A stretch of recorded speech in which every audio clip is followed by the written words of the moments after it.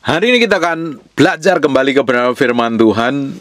Kita akan melihat di dalam diri kita seringkali berhubungan dengan orang lain itu misunderstanding, salah. Kenapa kok kita salah berhubungan dengan orang lain?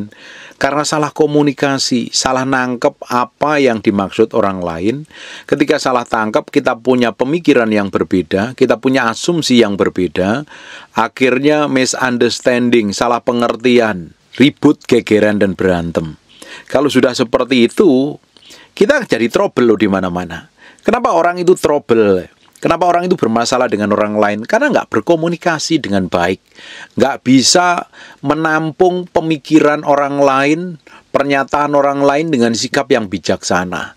Kalau kita selalu berantem terus, gegeran terus dengan orang lain, kita nggak cocok dengan siapapun juga, kita selalu ribut, kita selalu merasa benar, kita mesti koreksi hati kita. Kalau apa-apa kita selalu merasa diri paling benar, merasa diri paling hebat, merasa diri paling berkenan di hadapan Tuhan. Tapi kita nggak mau koreksi diri, kita akan selalu trouble bermasalah dengan orang lain. Apa yang terjadi kalau kita ini bermasalah dengan orang lain? Kacau hidup kita ini, ruwet hidup kita ini. Selalu ribut terus, selalu gegeran terus, selalu berantem terus dengan orang. Bukan menjadi berkat, malah jadi batu sandungan. Ibrani 12 ayat 14, berusahalah hidup damai dengan semua orang.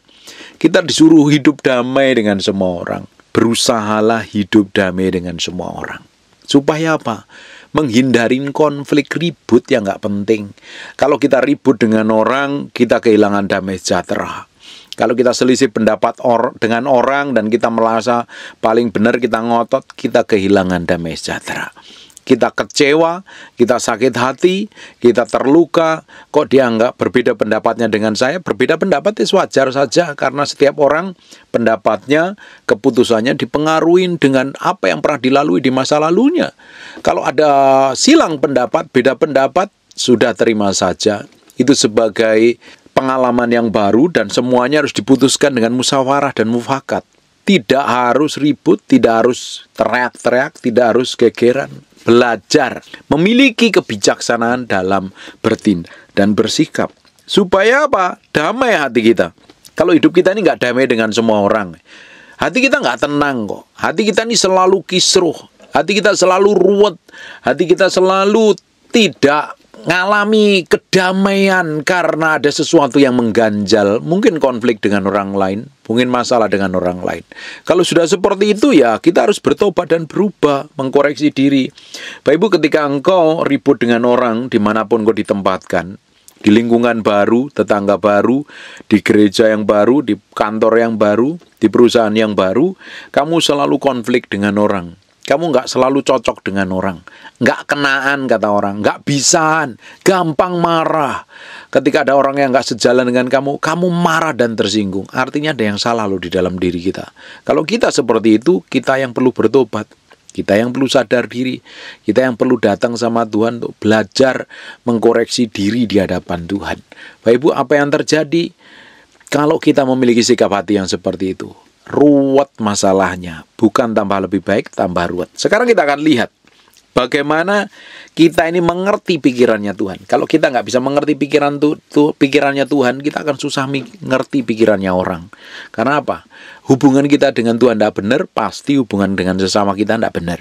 Di Mazmur 139 mulai ayat yang ke-17, dan bagiku betapa sulitnya pikiranmu. Daud yang kenal Tuhan, yang ngalami Tuhan, yang berjalan bersama Tuhan, diakui sulit mengenal pikirannya Tuhan. Bapak Ibu, kalau kita tidak memiliki hubungan pribadi dengan Tuhan, kita akan susah mengerti jalan pikirannya. Kita susah mengerti apa yang terjadi dalam hidup kita. Kita susah menyelami apa yang terjadi, dan akhirnya kita misunderstanding, kita salah persepsi, dan ujungnya kita akan mengalami kekecewaan. Karena segala sesuatu diizinkan terjadi dalam hidup kita. Tuhan punya maksud dan tujuan untuk mendatangkan kebaikan. Tapi karena kita nggak ngerti jalan pikirannya Tuhan, kita sering curiga, kita sering kecewa, kita sering putus asa, kita sering khawatir karena kita bisa menyelami pikirannya Tuhan. Daud sampai ngomong seperti ini. Dan bagiku betapa sulitnya pikiranmu. Sulit memang ngerti pikirannya Tuhan. Hanya orang yang bergaul dengan Tuhan, hanya orang yang ngerti firman, orang yang memiliki pengalaman pribadi dengan Tuhan, dia tahu dan kenal Tuhan itu siapa, dan harus ngapain kita, harus berbuat apa ketika kita menghadapi segala situasi dan kondisi. Karena kita kenal Allah yang kita sembah. Bapak Ibu bisa bayangkan hidupmu ketika engkau nggak peduli dengan Tuhan, engkau nggak mau tahu tentang Tuhan, engkau nggak mau kenal Tuhan, dan hidupmu jalan maumu sendiri, kamu bertindak semaumu sendiri. Apa yang terjadi? Ketika ngadapin tantangan, ketika ngadapin masalah, engkau sering kecewa dengan Tuhan. Saya perhatikan ada orang yang kecewa dengan Tuhan. Kenapa kok dia kecewa dengan Tuhan? Karena nggak ngerti jalan pikirannya Tuhan. Bapak Ibu, kita mesti ngerti hari ini jalan pikirannya Tuhan lewat kebenaran firman Tuhan. Engkau memiliki hubungan pribadi dengan Tuhan. Dan bagiku betapa sulitnya pikiranmu ya Allah, betapa besar jumlahnya. Jika aku mau menghitung, itu lebih banyak daripada pasir. Apabila aku berhenti, masih saja aku bersama-sama dengan Engkau. Tuhan tetap Allah yang tak terselamin.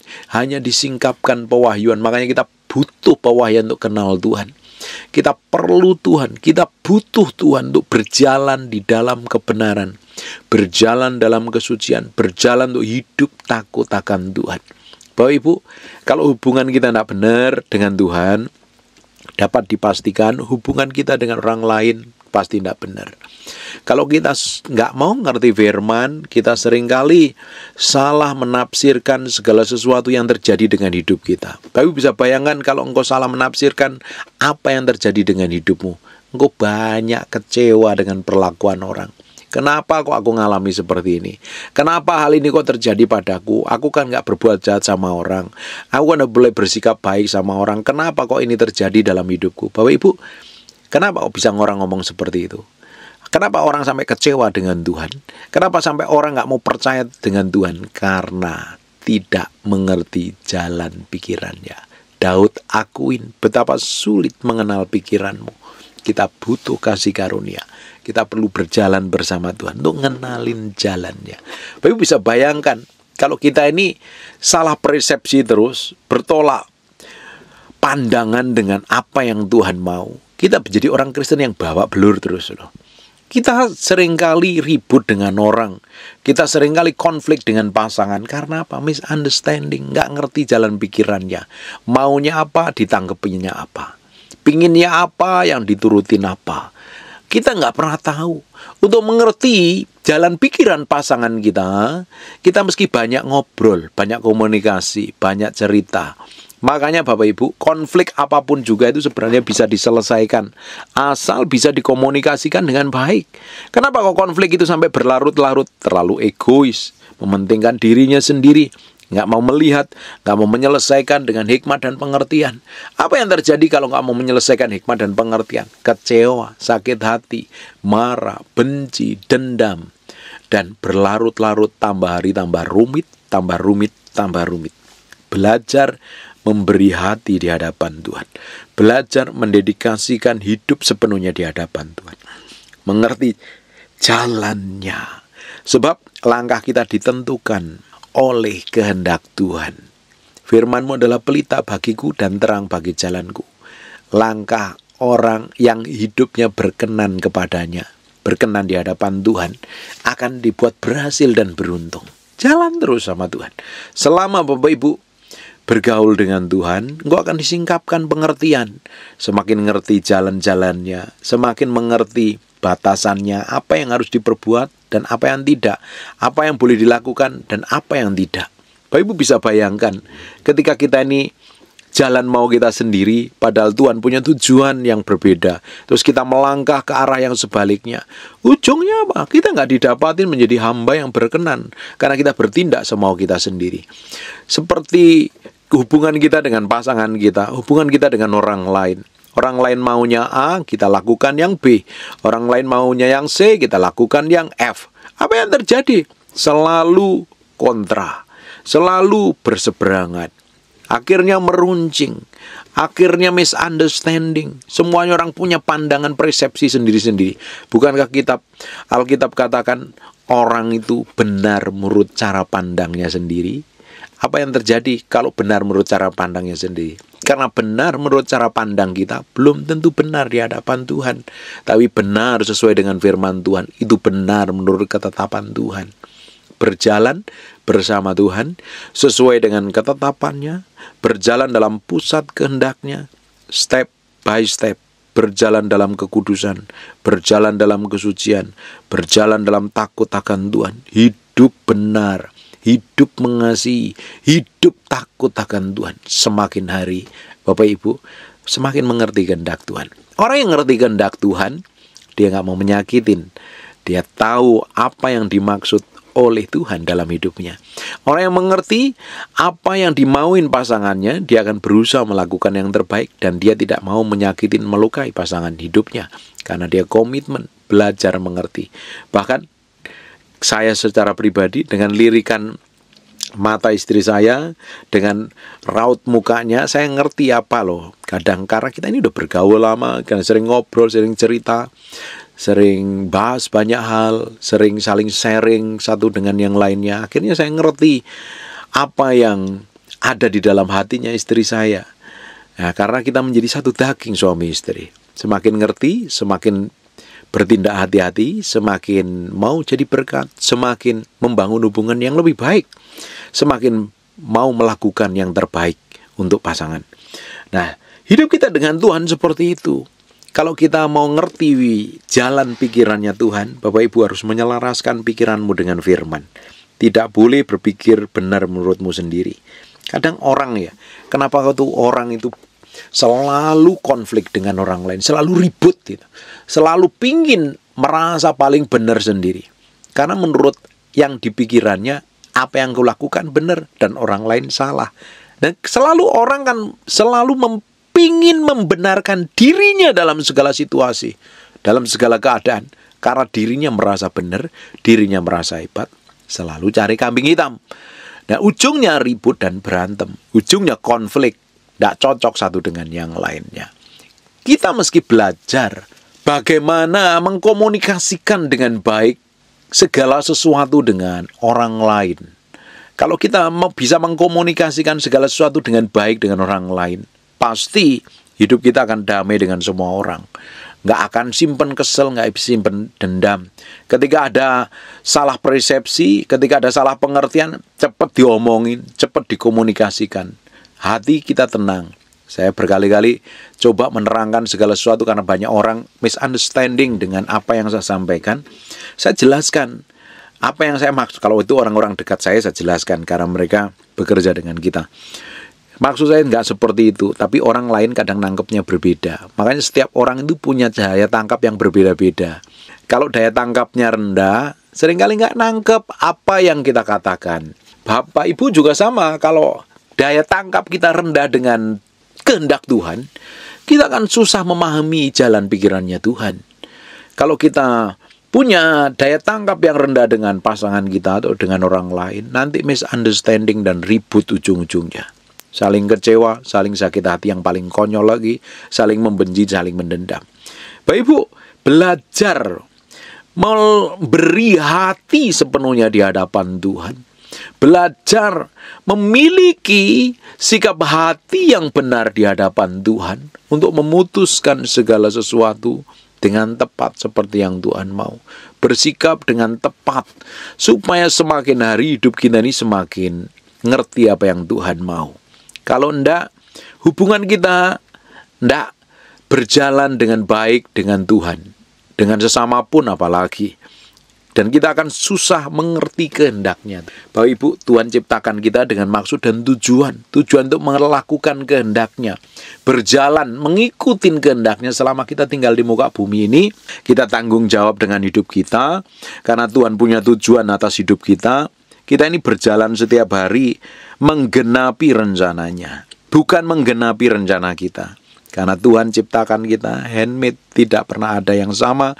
Orang yang mirip dengan kita di muka bumi pun, yang kembar identik pun, tidak akan ada yang pernah menyamain diri kita. Artinya, kita ini spesial diciptakan dengan tujuan tertentu, dengan maksud tertentu. Tujuannya Tuhan, menggenapi rencana Tuhan yang ditetapkan dalam kehidupan kita. Itu akan terjadi kalau kita ini belajar setiap hari memberi diri di hadapan Tuhan. Belajar ngerti firman, belajar ngerti kehendaknya, belajar menyelami apa yang terjadi dalam hidup kita ini. Ada Tuhan punya maksud seperti apa. Bapak Ibu meski tahu segala sesuatu yang terjadi dalam hidup kita tujuannya untuk mendatangkan kebaikan buat kita. Sekalipun kejadian-kejadian itu tidak enak dalam diri kita. Kejadian-kejadian itu rasanya melukai secara jiwa kita. Kok bertentangan dengan apa yang kita inginkan. Tapi Tuhan punya maksud dan tujuan untuk mendatangkan kebaikan. Memang setan rancangkan segala sesuatu untuk mendatangkan kecelakaan. Tapi Tuhan yang kita sembah, Allah yang kita layani, Allah yang baik, Allah yang dahsyat itu punya rencana yang besar dalam kehidupan kita. Bapak Ibu bisa bayangkan, Bapak Ibu jalan setiap hari, hidup setiap hari, mungkin pelayanan, ngerjakan bagianmu, bisnis, bekerja, jadi hamba Tuhan dan lain sebagainya. Tapi engkau gak ngerti tujuan Tuhan, kenapa engkau diciptakan. Kenapa engkau sampai hari ini masih hidup dan bekerja. Padahal kamu hanya jalanin hidup. Di sisi lain Tuhan punya tujuan. Bapak Ibu akan ngerti pikirannya Tuhan. Bapak Ibu akan ngerti kehendaknya Tuhan kalau Bapak Ibu mulai bergaul dengan firman. Ketika Bapak Ibu mulai bergaul dengan firman, Bapak Ibu mulai bergaul dengan Tuhan secara pribadi, membangun hubungan pribadi dengan Dia, lama-lama disingkapkan kebenaran. Saya bersyukur banyak orang mulai rajin dengerin pengajaran, mulai bangun keintiman, tidak hanya sekedar berhenti dengerin khotbah, tapi mulai membangun keintiman, membangun hubungan kedalaman dengan Tuhan, memiliki hubungan pribadi dengan Tuhan. Semakin hari, semakin disingkapkan pewahyuan, step by step, disingkapkan tujuan Tuhan dalam hidup. Tujuan Tuhan yang harus digenapi melalui hidup kita. Semakin disingkapkan, semakin kita berjalan dalam kebenaran, semakin kita hidup benar, semakin kita hidup takut akan Tuhan, semakin ngerti apa yang Tuhan mau. Nah, kita semakin bijaksana tentunya. Orang yang memiliki hubungan yang baik dengan Tuhan, orang yang memiliki hubungan yang benar dengan Tuhan itu semakin hari semakin bisa mengendalikan diri, semakin bisa menguasai diri, semakin bisa menata hidupnya dengan baik, semakin memiliki kebijaksanaan, hikmat dan pengertian. Makanya orang-orang yang seperti ini ditempatkan dimanapun tahu menempatkan diri dengan tepat. Punya etika, punya tata krama, bagaimana harus bersikap, bagaimana harus bertindak, bagaimana harus berkelakuan. Saya pun belajar setiap hari bagaimana saya menghadapi orang, bagaimana harus bersikap dengan orang-orang, bagaimana saya harus menempatkan diri dengan tepat, bagaimana saya harus menempatkan diri dengan orang dengan posisi yang tepat ketika bertemu dengan orang yang lebih senior, lebih dewasa, atau sebaliknya. Saya harus tahu bisa menempatkan diri dengan tepat loh. Supaya apa? Semakin hari saya bergaul dengan banyak orang, orang itu semakin diberkati melalui hidup saya. Karena saya tahu panggilan hidup saya tahu kehendak Tuhan dalam hidup saya untuk jadi berkat bagi banyak orang. Panggilan saya, high calling saya jadi hamba Tuhan, saya tahu saya kerjakan yang terbaik. Di samping itu saya belajar terus, belajar menguasai diri, belajar mengendalikan diri, belajar menaklukkan diri sepenuhnya di hadapan Tuhan. Supaya semakin hari berjalan dalam kebenaran, hidup kita semakin tepat seperti yang Tuhan mau. Bapak bisa bayangkan hidupmu hari ini, hanya jalanin hidup, sekedar bekerja, sekedar berumah tangga, tapi kau gak ngerti tujuan Tuhan. Gak mau belajar firman, gak mau ngerti kehendak Tuhan, gak mau membangun keintiman dengan Tuhan, apa yang terjadi dengan hidupmu? Hanya muter-muter di area yang sama terus-terusan. Tidak pernah bertolak ke tempat yang lebih dalam lagi. Bapak Ibu, ketika kita ini berjalan, memberi hati sepenuhnya di hadapan Tuhan, berjalan mau kenal Tuhan, mau ngerti kebenaran, semakin hari, semakin ditarik dalam pusat kehendaknya. Semakin kita ditarik dalam pusat kehendaknya, kita semakin tahu tujuan hidup kita. Harus ngapain, harus bagaimana, dan hidupmu penuh makna. Hidupmu penuh nilai. Saya temukan ada orang-orang yang hidupnya putus asa, hidupnya hanya menjalankan rutinitas, hidupnya hanya sekedar bekerja.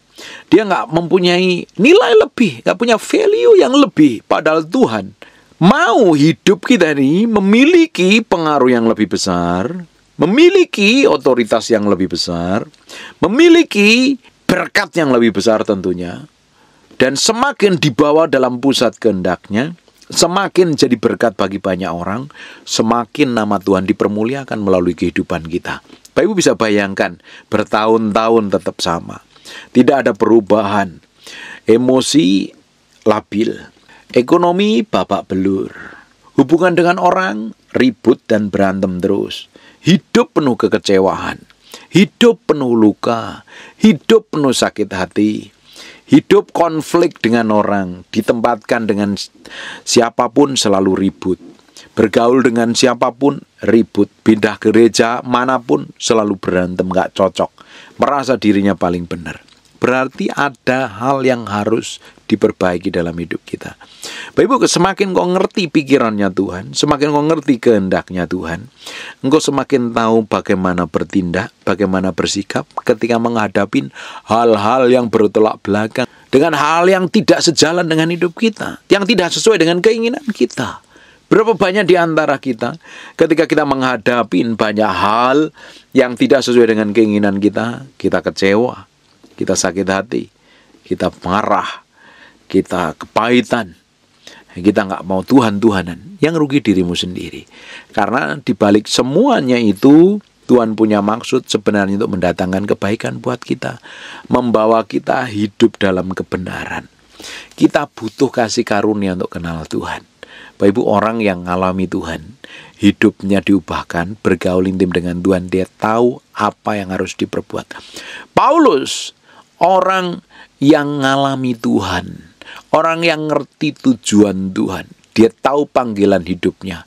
Tidak heran ya, gara-gara Paulus, seluruh Asia kenal firman Tuhan.